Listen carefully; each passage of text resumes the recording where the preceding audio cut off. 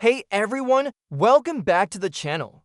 Today, let's break down the 5 additives mechanics don't want you to use and why. Number 1. Fuel injector miracle cleaners. Fuel system cleaners can help in moderation, but some of the cheaper injector cleaners on the market are loaded with harsh solvents.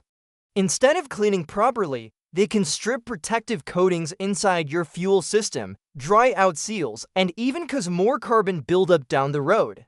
A professional fuel system cleaning at a shop will always be more effective. Number 2. Oil additives that claim to rebuild engines. You've probably seen oil additives that claim to restore compression, stop leaks, or rebuild worn parts.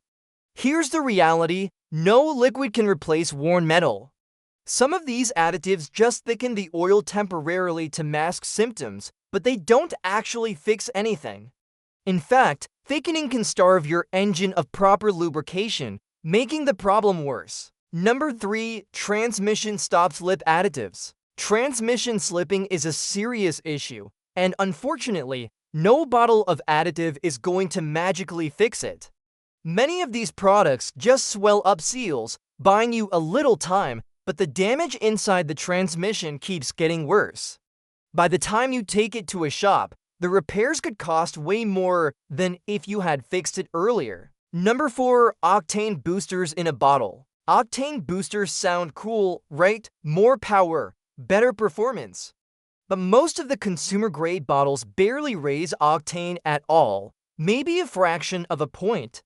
What they often leave behind are chemical residues that foul up spark plugs and O2 sensors. If you really need higher octane, buy the correct fuel at the pump. Number 5. Radiator stop leak additives. Finally, the most notorious one, radiator stop leak. While it might slow down a small leak for a little while, it also clogs up your heater core, radiator passages, and even your water pump.